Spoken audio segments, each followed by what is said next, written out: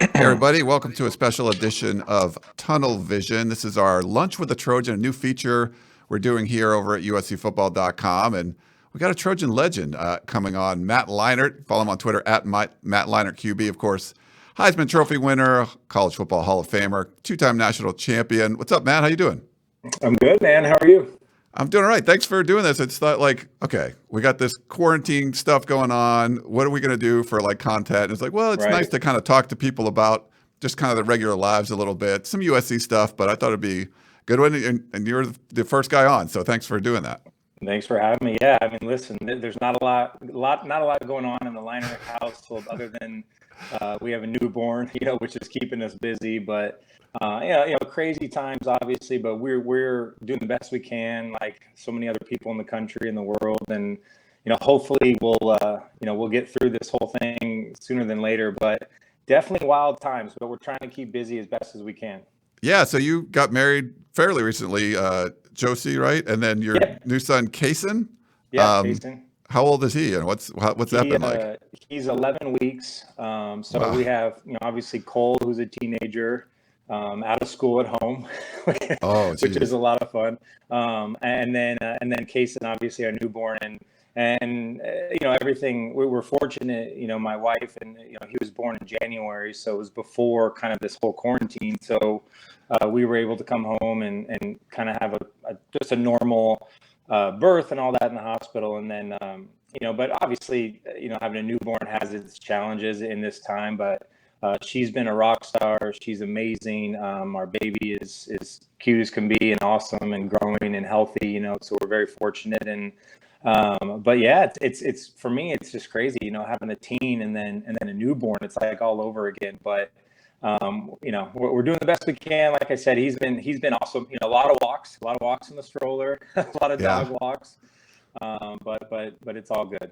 Yeah, I see some of the Instagram videos of you guys out. Like, I think she was doing like lunges and you were pushing the baby around and stuff. And that looked kind of fun. Yeah, I mean, listen, I think we were, the Peloton, which I just got off the Peloton about an hour ago. It's probably why my face is all red, but that's been a lifesaver. We're lucky to get one of those a couple of months ago. And then, we built a little gym in the garage, which has been a lifesaver. So we've been out there every day. And, but, obviously living in Manhattan Beach is, there's just great walks and getting outside. And I think that's been, the one, just a positive is just seeing everybody outside, walking their dogs, riding their bikes. It's been nice to get outside more, unfortunately, due to these circumstances, but, we're doing the best we can like everybody else. And, but I think it's so funny. You see on Twitter and everywhere just how creative people are being. And I think how many people are losing their minds in their house, but, it's, we're like, I keep saying we're doing the best we can. We're trying to, get through this together, and we are, and we'll all get through this sooner or later. I'm jealous of the Peloton stuff because the last year I've been doing a lot of just in the gym, doing like these spin classes, RPM classes, and it's like now to have one of them in your house, it's like gold. And so, it looks like you're doing some challenges and stuff with different athletes or celebrities around too. Yeah, I've only had like 20 something rides. I just started, but Pardon My Take guys, PFT, those guys, we're starting to talk, and I've done Pardon My Take a handful of times, so I've gotten to know those guys, and just good dudes, funny dudes, obviously. And we kind of started going, just talking about Peloton, and then he races with Booger McFarland, who's an absolute monster on the bike. Really? He's a monster. Like, you have like the top 20,000 people in the ride or whatever. I mean, he would literally finish top 10 every time. It's unbelievable. That's crazy. And then Cliff Averill, the football player, he's been, and I think Bubba Watson's been in, so it's been kind of fun just to, and then a lot of people keep joining, and a lot of just fans and just people out there, and I think it's just one of those things that's kind of keeping people busy, and keeping people kind of connected in a way, and so it's been a lot of fun to do that, and I think it's a great workout. Something tells me that you're just an animal on the bike as well. I don't know. I'm pretty good. I've been doing it like a few days a week. But yeah, Booger, he's so big. You'd think that's look at his numbers and his stats. He's unbelievable.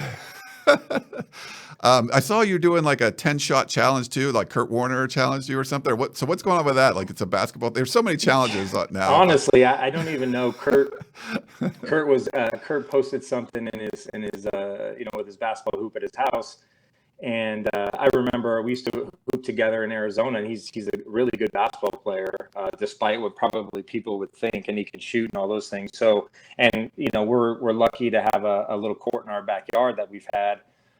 So he posted that, and I just figured, you know what, I'll post something back, and then I tagged my buddy Dan Orlovsky, who's on the East Coast, and we were teammates in Houston, a good friend of mine, and he's talking trash. So it's just, honestly, it's been a way to connect a lot of people that maybe you lose a track of kind of talking to and connecting with over the years. But it's been fun just to kind of do these things, and then you just try and interact with your fans and just people, just to stay busy, to stay sane, so to speak. And so I'm actually got to get out there on the court today and do something, post some. So that's taken up some of my time as well. It's funny, the football players, how into basketball they get and comparing their games, and they want to, like, was that like a big thing even when you were playing at USC, like playing in the Lions Center and stuff? Like the football players like wanted to be the best at basketball too, it seemed. Oh yeah, I mean you got to remember too, just athletes, and a lot of even professional college are just great athletes in general, and a lot of guys played multiple sports growing up, high school. You look at LeBron, who's an all-state football player. I just saw something on TV the other day with Allen Iverson. I remember how great of a quarterback he was. So you forget, and at USC, I remember, Pete Carroll loved hoops. He was, Oh, yeah. I don't know if he's still playing hoops, but he would play basketball all the time. And we actually had a dunk contest a couple years. We would have like a 3-on-3 tournament. And then I think he started we probably shouldn't, just because obviously you risk getting injured. That was during fall camp, which was kind of fun. But I remember some of my teammates, Mike Williams, one of the best college players ever, was just a phenomenal basketball player. Dominic Byrd, a good buddy of mine, my former tight end, was an animal. And he was like 250, 245, I don't know. But he would windmill dunk. Like, he was crazy athletic. Alex Holmes is a great basketball. Actually, Alex Holmes and I played in the rec league for years, really up until recently. And he's, you kind of get older and your body breaks down a little bit. But and then in the pros, when I was in Arizona, we used to run in the off season. Anquan Bolden, myself, Kurt Warner, Steve Breston. A ton of us would go to the big gym. I think it was Lifetime Fitness, and just run for days, hours, and just have fun. And so just great athletes. And yeah, football, we love hoops. I love basketball. I love watching. I love playing it. My son Cole plays it at a pretty high level, so that's been a lot of fun. But yeah, just I think as an athlete, you appreciate athletes in general, appreciate other sports, and it's been fun to play hoops. And like I said, we're lucky. We're lucky to have a hoop in our backyard. We've had one since we moved in, so that's been something that we spend a lot of time with. One of my former writers, Zach Lahado, worked at USC, and he would get in that noon Lions Center basketball game, I think with the coaches and stuff. I don't know if the players were in it too, but he got like elbowed by Pete Carroll, like bloody nose. Like, listen, Pete was the dirtiest basketball player, and we used to play. And then I think it was against the rules. You couldn't, coaches. It was like, whatever it was. You couldn't play with players at the time, obviously. I don't know if it was violation or whatever. It was harmless pickup basketball. And this is in 2003, 2004. And but he's dirty. He was like your typical. He could play. Like he was a smart basketball. Was your typical, just like, will foul the hell out of you, but doesn't. But if you, he's just like one of those. He never gets fouled, but he'll call the foul. He'll elbow you on a pick, for coming or screen. He'll elbow you. But and obviously he's the ultra competitor. We know that, So, but yeah, him, Sarkisian, Kiffin. We used to have runs, a couple days a week, and then those obviously stopped because we weren't allowed to do them anymore. But that was a lot of fun. I got to see you. Well, I saw you from afar in January. I put up a picture now. So you were inducted into the Rose Bowl Hall of Fame, and so you were in the Rose Parade. So I saw you on your float there. So I'm just putting a picture up now. What was that experience like? That was incredible. I mean, just first of all, the hospitality that they showed in the Rose Bowl committee, and really just the guys, the men and women that run that, it was just first class everything. And it's what you'd expect. I mean, the Rose Bowl is, just such a special game, and the tradition, the history, as we all know. And then to be, thinking about my memories in the Rose Bowl, against Michigan, the year we won, we beat them, and then obviously Texas in the game, in the national championship game, just incredible memories. And to be inducted in that Hall of Fame, and with Keith Jackson announcing his final game against, just there's so many cool things that are associated with the Rose Bowl. And then to that 2 or 3 days we were there, you just really, I learned a lot that I didn't know, and just about the stadium, and then the games and the history, and then to be inducted with my fellow Hall of Famers and to learn their stories. Some of the older guys, just to learn their stories when they were playing and what it was like then. It was so cool. And then, the Rose Bowl parade, I had been a couple of years ago, actually, ironically enough, with Vince Young. We were doing an appearance together, and we were on a float, and so that was fun, but it was this was much different. And then to be on, I think we were on a fire truck. We were on like an old school fire truck, and I'll put it back up. Yeah. it was really, it was just really cool. It was really cool. And obviously a lot of USC fans, so that was pretty cool. But again, just to be a part of that game, and represent USC, my teammates and coaches, and it was awesome, and first class everything with those guys. It was a great game too, Oregon, Wisconsin. Yeah, it was. That was a crazy one. Yeah. I'd never been to the parade before, and I went the last 2 years, and it was great. Like Trader Joe's is one of our sponsors, and they're like one of the big sponsors there. So yeah, they have a big float. I remember. Yeah, they do a great job. It was very cool. So we had a great view of you walking by, going by on the float and waving, but. You mentioned the Rose Bowl, and that, the ESPN, I think it was ESPN played it, the 2006 one, and you were on social media, Lendale, and a lot of the former players were kind of tweeting about it. What was that like, sort of reliving that again? Well, it's funny. I know it's like one of those things I can't escape it. It's just, it haunts me. And it really, when you watch that, and I've watched it a million times, you really, it's funny to me. It's funny how the younger generation now, the kids in high school and college, if they watch that game, how they view it. But when I watched it the other night, and bits and pieces of it, you really just marvel at both teams, coaches, the players in that game, how great of just a football game that was, and the talent that was on that field. And the funny thing is my wife, Josie, who I met the year I retired, so she never watched me play football live ever, and is not really into football, which has been great. But she saw that was playing, and she's like, "Oh my God, I want to watch! I can't wait to watch." It's like the first time I've ever really. I mean, she's seen like a highlighter here too, but never really kind of sat down and just watched a football game. Yeah, that had to be a surreal experience watching it with your wife for the first time. Yeah, it was cool, and Cole was there, and I think the baby was up or sleeping or whatever, so we were watching it, and I could literally I could still call play for play that game. Like I know what happens right before. It's still in my mind. The good plays, the bad plays, what we were thinking in certain times and stuff. But it was pretty funny to watch, just with people who, even Cole's seen it, but Cole's still he's only 13. He just, you don't really get a chance to watch it and say, okay, this is what happened. These are the players. He's asking, hey, was Dwayne Jarrett really good? Or and it's fun to talk about. And you're like, yes. So that part was he was great. That part was pretty cool. But as I always do, I won't watch most of the fourth quarter, obviously, as I don't think very many USC fans do. It was funny. We were doing our Tunnel Vision show Sunday night, and Keely had asked me about that. Like, hey, what was it like covering it? What do you think? And we didn't. I don't think we got to come into the locker room after that game, because we were, as far as the internet, we were still. I think we could cover practices at the time, but we might not have covered games until the next year. I don't remember exactly how it went, but she was kind of asking me, like, what were your thoughts? Because you came out afterwards and said, hey, I think we're the better team. I think a lot of people felt that way too. But you win 34 straight games. It's going to be hard not to be a little bit complacent after all that. I mean, so much success you guys had. Yeah, it was, and those comments and it's, it's like, first of all, you lose, you're up 12 with 5 minutes left.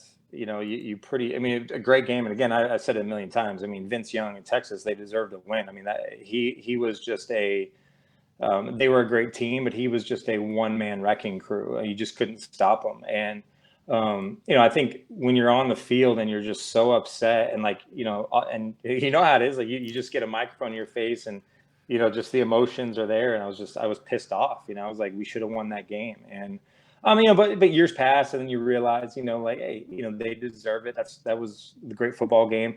I mean, Vince Young is a great friend of mine. We became friends since that. Lyle Senline was my center at Arizona.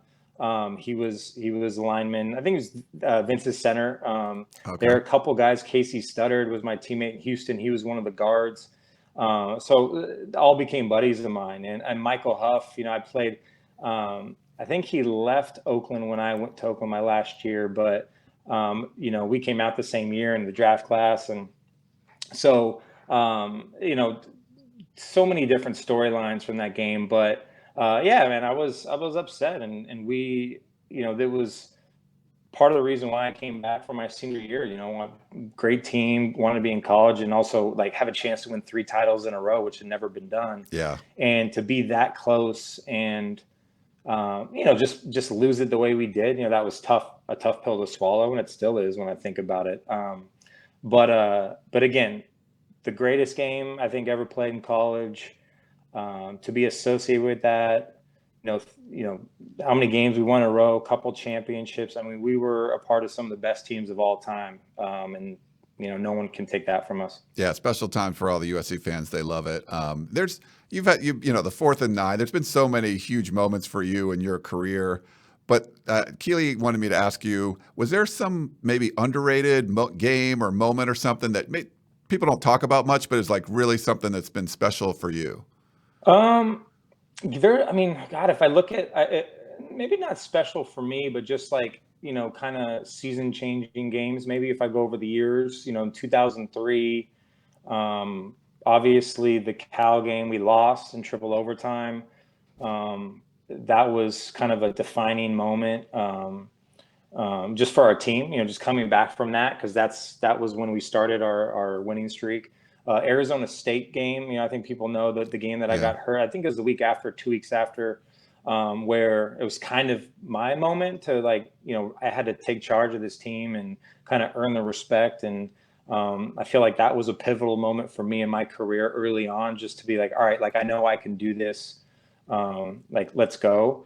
And then, that first Rose Bowl game I just said against Michigan was just awesome. That atmosphere going against Michigan.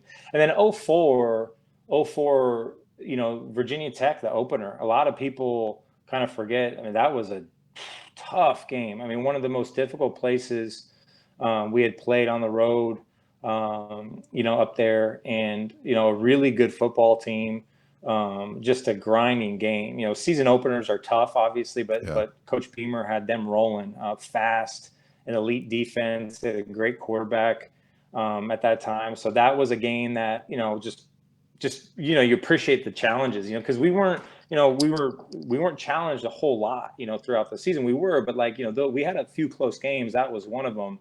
And then I don't know if you remember the Stanford game up in Stanford. Remember that, where we were just played Stanford's old stadium, just no fans. They were, nothing against Stanford at the time, but they were an average football team in the Pac-10 time, and we were just flat. Just one of those games where you could feel there's no energy. And I remember at halftime, we were down. I think they had just nailed off a long run right before half, and they were up by 2 scores on us or something. And I just remember at halftime, no one sat down.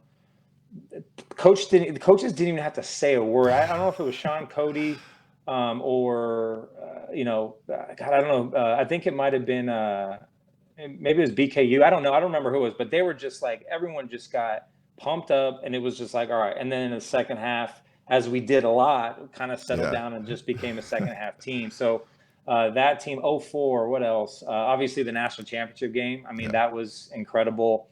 And then 2000, my senior year, the Notre Dame game clearly is just one, I think, for USC history. Just, you talk about that game and the tradition and the rivalries and the players and the games back and forth. That just the finish in that game, obviously one of the best finishes in USC football history, and that was pretty incredible to be a part of.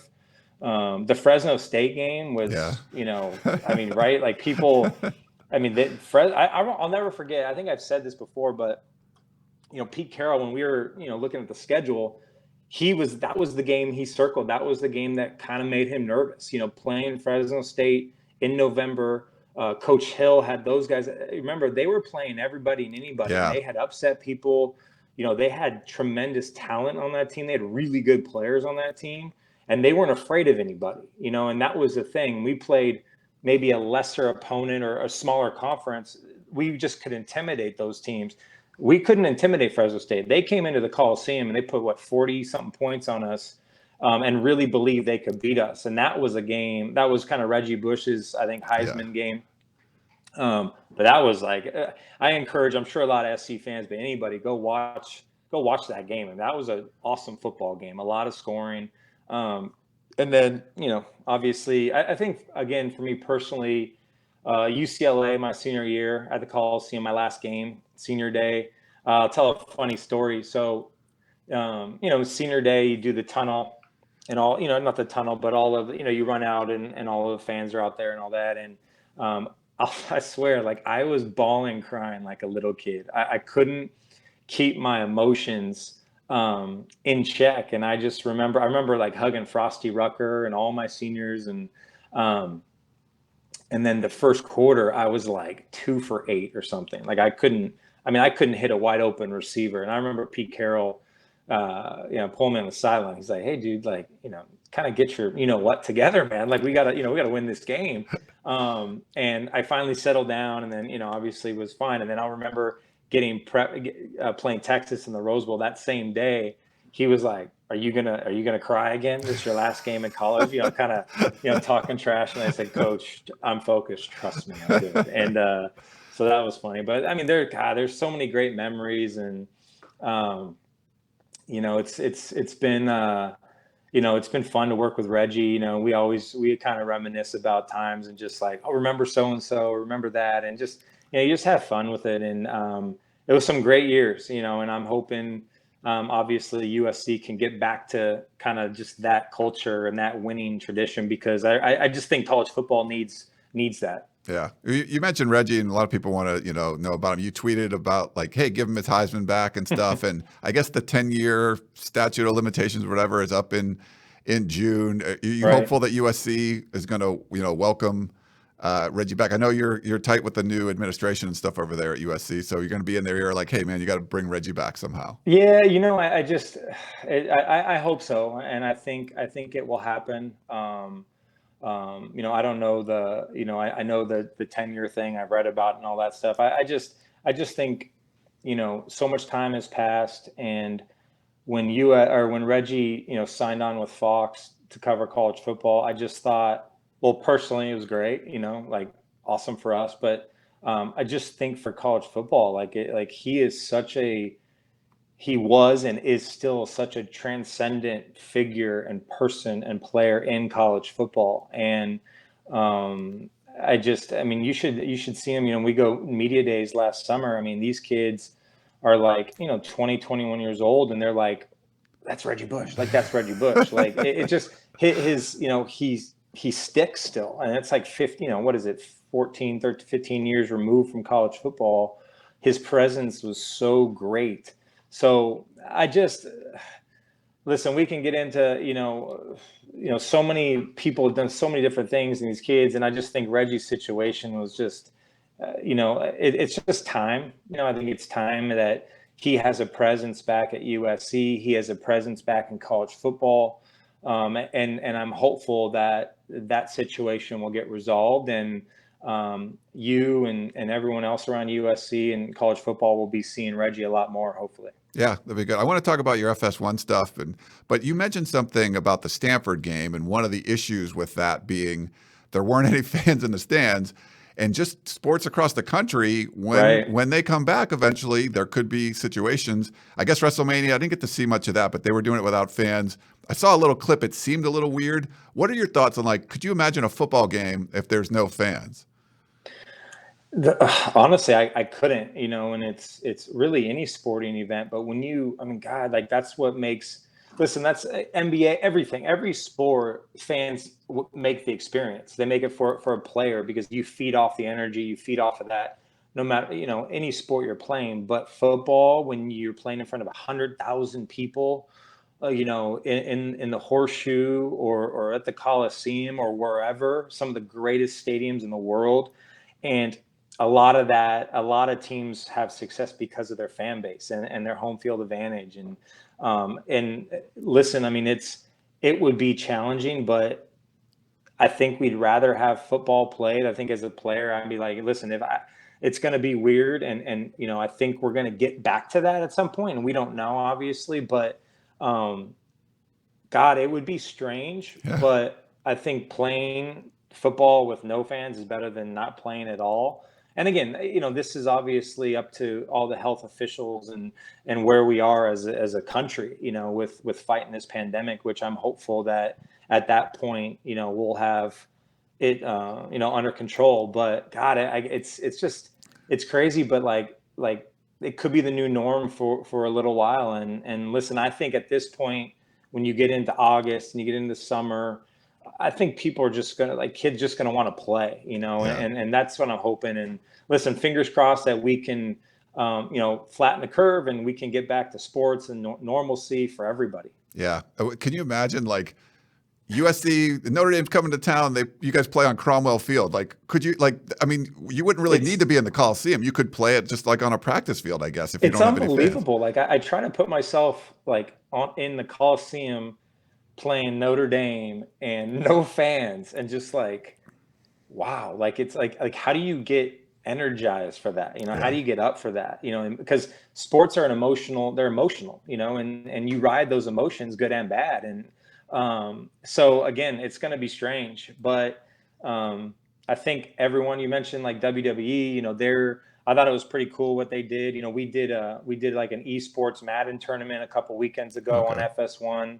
I know I see the NBA 2K. So, esports, and listen, I think people are trying to create content and be creative the best ways they can, just to give all of us something to watch during the day and just to keep us busy, because sports are so important to everybody, and so it'll be strange. We're not there yet, and who knows what's going to happen, Yeah. but it's kind of, you cross that bridge when you get there. But God, I can't even imagine. I just, the emotions that fans bring, that would be a challenge. Your career at FS1 seems to be taking off well. I'll put a picture up of you. They were there. You seem to get better every year. Now, in like last year, you ended up having Reggie Bush there. You guys were in the Coliseum for the USC Utah game. How's that part of your career? I don't know if you pictured yourself being a broadcaster, but obviously doing a good job with it. How's that been progressing, and how have you liked it? Oh, it's honestly, I'm so lucky. I love my job. Oh my goodness. Like I remember, when I retired 2013, it was kind of one of those things where, unfortunately, like, I had lost my passion to play at the time. I wasn't one of those players that kind of left on his own terms, battled injuries, and then just mentally, it was just like, I was just burnt out at that time. And I never really, thought about plan B. I knew I'd probably have some opportunities living in LA, going to USC, the connections you make and all of those things. But, you don't know until you're actually like facing like, oh crap, like what do I got to do? So I remember, 2013 August, I think it was training camp. I was just like, I was really trying to enjoy right when my wife and I started dating. So there was a lot of new excitement in my life. Yeah.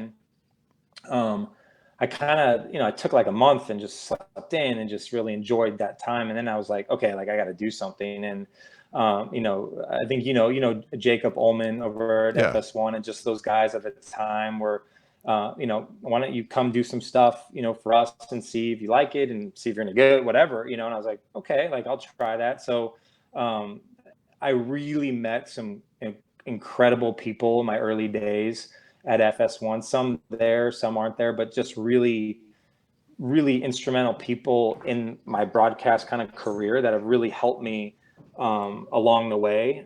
Just so many people behind the scenes that really believed in me, just made me believe in myself. The critiques, all of those things wanted me to be great and be better. And it's just so fortunate. And then, as years went by, I was kind of doing some more shows here and there. And, I was fortunate enough when Joel Klatt, who's I think the best around, started calling games for us. I kind of took his seat on the pregame show with Robert Smith and Coach Wanstead and Rob Stone, our host, and that was just so much fun. And then after a couple of years, we evolved and we're getting bigger. And we went to the show last year, and Coach Wanstead still doing a lot of stuff. One of my favorite people in this universe. Robert Smith kept calling games. It just transitioned into something different. And then, Brady Quinn went from the booth to the studio, hired Reggie, and then obviously Urban Meyer came, and just the support that we got from Fox and all of our bosses and the executives and just the people there believing in what the show could be, really making this thing big. It was tremendous. And I think as a group, we just had a blast. And like, I remember us thinking, we hung out a bunch in the off season, just trying to build those relationships. And, Urban was kind of the wild card, and no one really knew TV. He's really good. He's great. And he's so smart, and he's so, obviously just relevant, but he's Urban Meyer. He's one of the best to ever do it. And you really saw, I've spent so much time with him, so I've gotten to know him so well, but you really saw his personality just really open up as weeks went by, because these coaches and he was always tough, and that's what makes him one of the best. But like, they have this guard up, especially with media, they protect their team, they protect their university, and that's all they really, and their family, and that's really all they care about. So this was kind of a new family for him, and really we all had to earn each other's trust, and it took time. And then all of a sudden, like we're on a group chat every day, just talking. Now we talk about everything. It's hilarious. But he's been great, and someone I've learned a lot from, just listening to him and how he talks about things. And Brady, Brady's one of the best out there. Just a great dude, really good at his job, fun to be around. Just we have a history together too, playing against college, and we're good buddies. And then Reggie and I, obviously our relationship, and Reggie brings such a different, my dog's coming in, a personality. He's got so much energy and passion, which I think was displayed every single week. And he's just starting in this business, and so we have such a great, just a fun time. We have great bosses, great producers, a great team all around. When I say team, it's everybody. As in the media, there's from our crew to our producers to everybody, and we all have such a blast. And so that was a long answer. I love my job. I love the people I get to work with. There's nothing better than college football in my eyes. It's the greatest sport in the world. And I am just extremely lucky to be able to cover it. It's lucky with the people that I get to work with. Yeah, I thought it was really smart what Fox did. I think we might have talked about this a little bit. Matt, we did our 1,000th episode of the Peristyle podcast, and Matt was nice enough to come on. So I appreciate that. Thanks again. But College Game Day is like one of the best shows on television, and for Fox to go up and you guys go head to head with them, bringing in the Fox noon game, 9 a.m. on the West Coast, and so it's a good lead-in game and everything. Oops, excuse me, and it just worked really well. So you must be really happy with that first season of that, and then how you can kind of build on it in the coming years. Hopefully, we have a season and everything. Yeah, no, you're in, and again, I think, like I said, there was a tremendous amount of support and resources put into this college football show. And, we had tons of meetings, with the brass at Fox in the off season. And what was the vision of this show, and what like this is what we expect, and this is what can happen. And it's a lot of time spent together just to build the chemistry. I think that's what shows are all about, especially studio sports shows. It's just all about chemistry. Like you got to like the people you work with and have fun. That you can disagree and you can get after it a little bit, but you got to really enjoy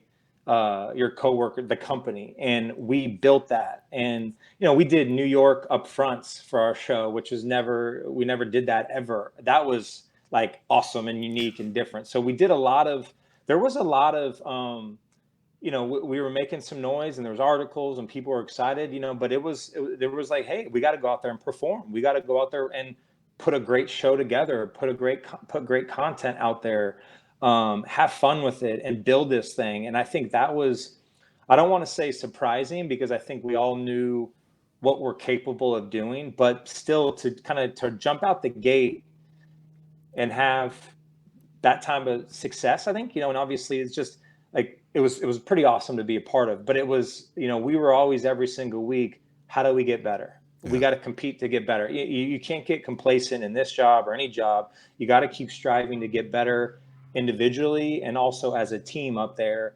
And I think that's what we did. And it's just the beginning, and this is hopefully a group we'll be together for a long time. And game day is great, and game day's been around, and those guys are phenomenal, and all of them buddies of mine, and but we, I think the media makes a bigger deal than it is. We just we're competing. We want to put out a great show. We felt like we have great games leading into that noon window. Yeah. And we did. We had some great games. We got to travel more, and I think that's the goal, is just to continue to get better and continue to grow and be the best we can be. And I thought, we got off to a good start.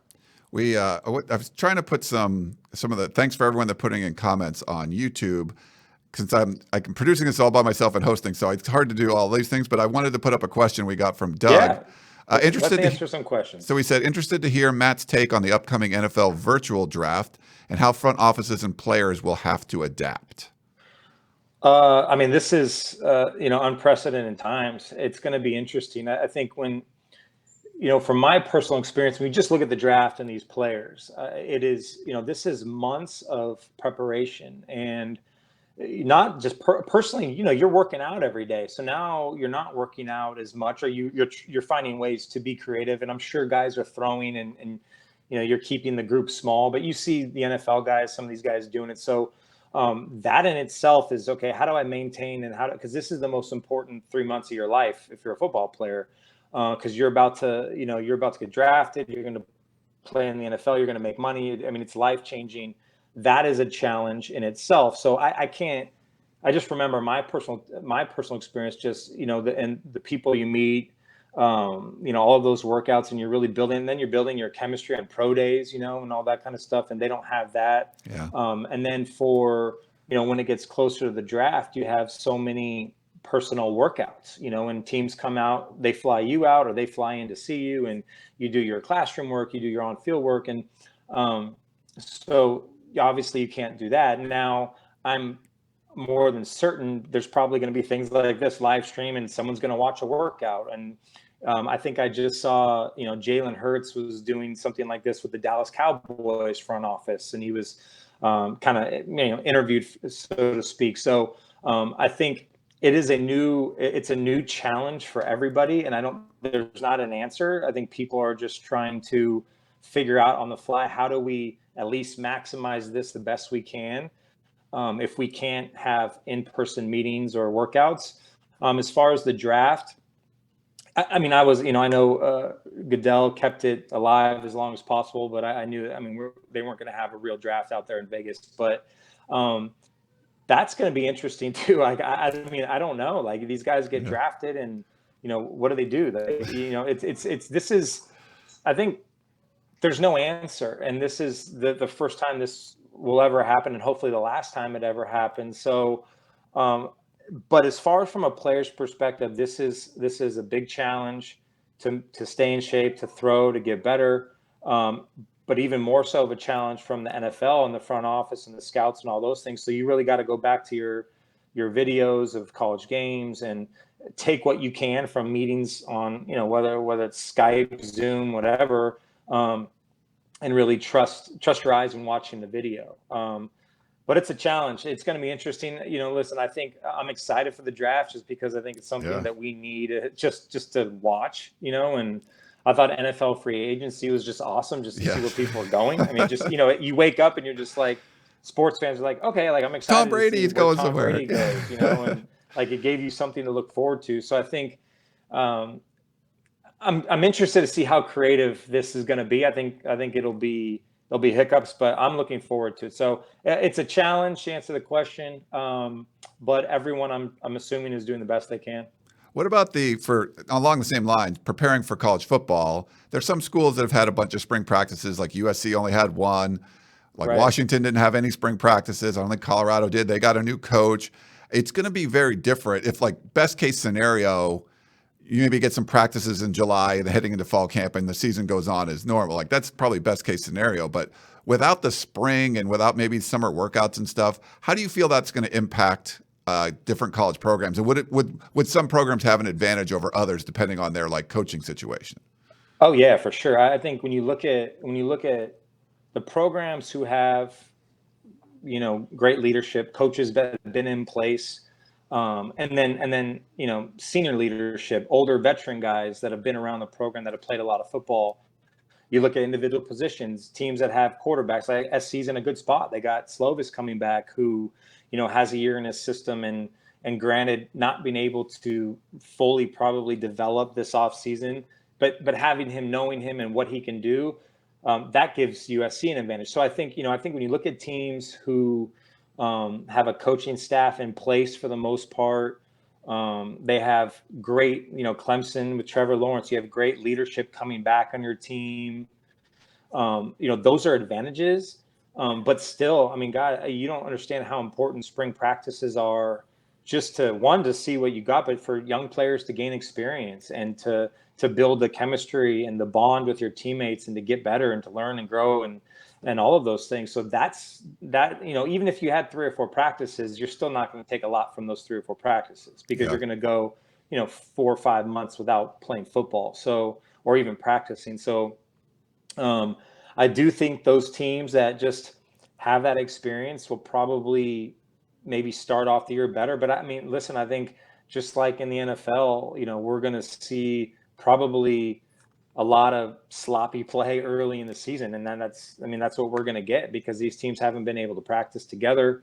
And then when you look at teams who have new coaching staffs, I mean, that's going to be a big challenge. Yeah. So again, everyone is, it is a level playing field. I mean, everyone is coming into the season with the same situation, and I think those teams that have those players, those quarterbacks, just guys that have been around that system in that locker room, probably have a slight advantage out the gate than some of those other teams.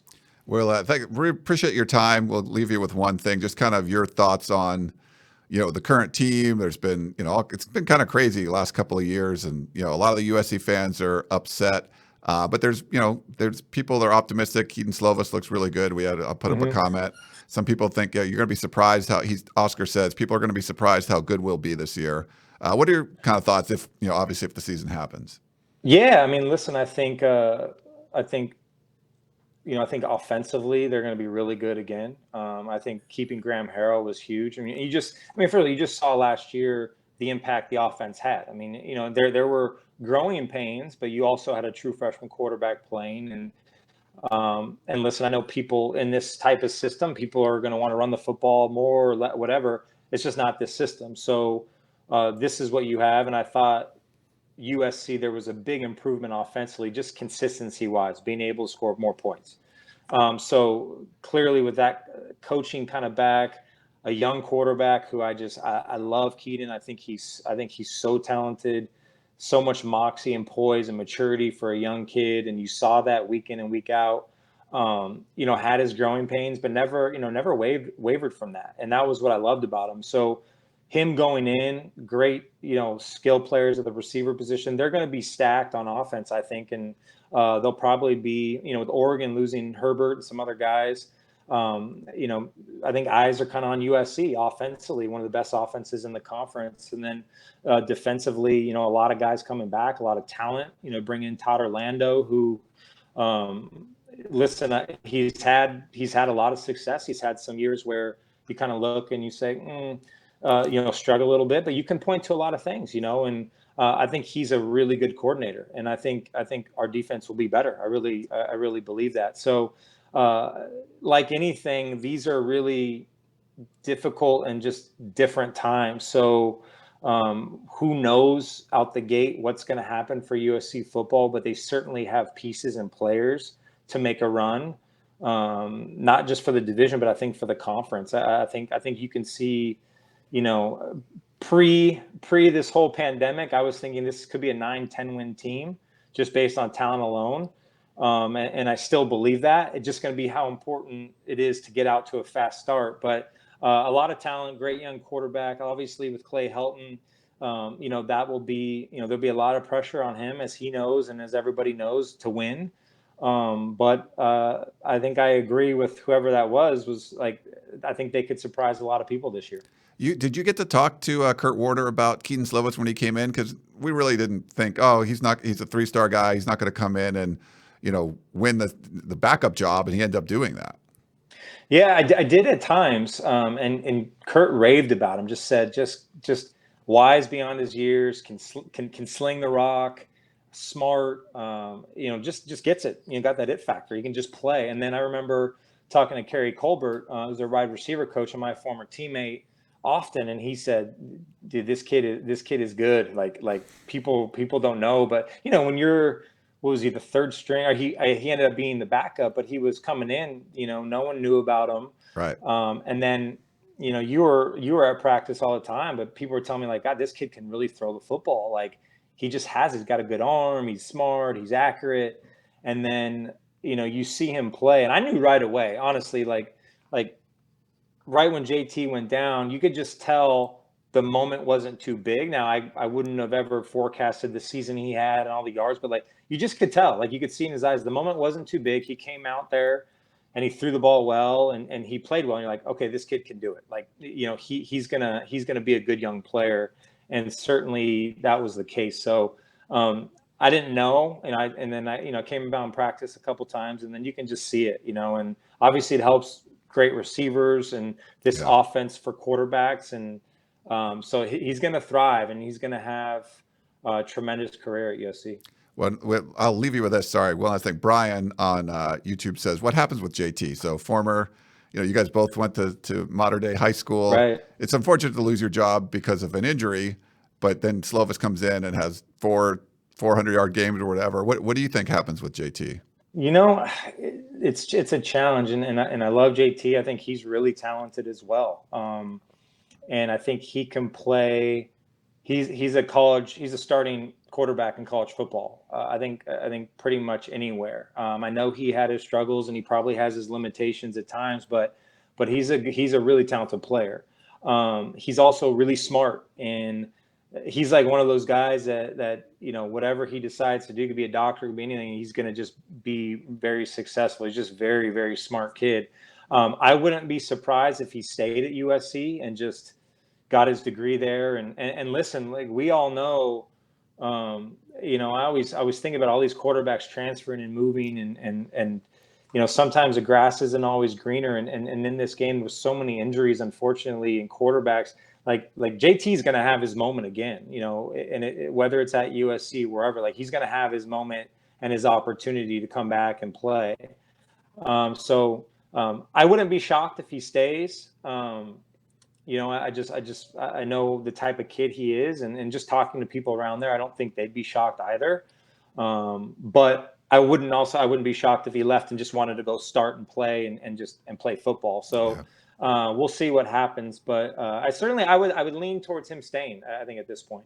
Nice. All right, Matt Leinart, USC legend. We really appreciate you coming on. This is so, I mean, the quarantine is so weird. It's just like, It is. so we're like, maybe we'll just chat with people over the internet. Because have you done a lot of the Zoom meetings and stuff? Are you doing those happy hours? The only Zoom meeting I did was happy hour with my cousins, right? But, I've done like workouts or drinking yeah. with friends. Like that's all I've done on Zoom so far. But I don't know. Listen, it's crazy times, but I think it's connecting people in a lot of different ways, which is, I mean, if you take positivity out of it, it's like it's connecting people, and you're outside more, under limitations. But I think as a country, we're doing the best we can, and again, things like this is awesome. I'll come on anytime. You gotta stay connected, and you gotta keep content out there, and people want to hear it. So it's all good. Do you have any things you got to promote? Are you doing any like foundations or something, or is there anything new you're doing that you want to? Well, it's crazy. Yeah, I'm on the board at CHOC, Children's Hospital Orange County, which has been really incredible to be a part of. And obviously, our meetings have been canceled, and it's kind of hard to do things for them right now in this current state. But we started my foundation, teamed up with them. Really, kind of, we're putting it together in November and December with them to do something called kind of the dream big moments, kind of like a Make-A-Wish type thing, but we're basically trying to create incredible experiences for patients, for children at CHOC's Children's Hospital. So our first few are coming up soon. Obviously, I don't know if we're going to be able to do them as quickly as possible, but that's something that I think when the dust settles on all this, that, something I like to do in the off season. And so when the dust settles, hopefully we can get that. And I'll be posting more about that as we kind of launch it and get it going and have those experiences. Unfortunately, we just haven't been able to have one because, we're not allowed to do anything. So, but that'll be soon. That's been pretty cool. And, for people who ever follow me or CHOC, whatever, we'll have more information on that. But, just think kind of granting wishes and granting experiences for kids who are really suffering some pretty horrible things. Yeah. Well, great. That's great stuff. I mean, I'm seeing a lot of charitable work. I'm trying to do things myself. It's great that people are out there doing these things. And, we can't do everything what we were doing before, but you can do some things. But Matt, again, appreciate it. Make sure you follow him on Twitter at Matt Leinart QB and help him out with any of the charitable work he's doing out there. Spread the word. And we appreciate it again, Matt. Thank you. All right. Take care, buddy. All right. See you, man.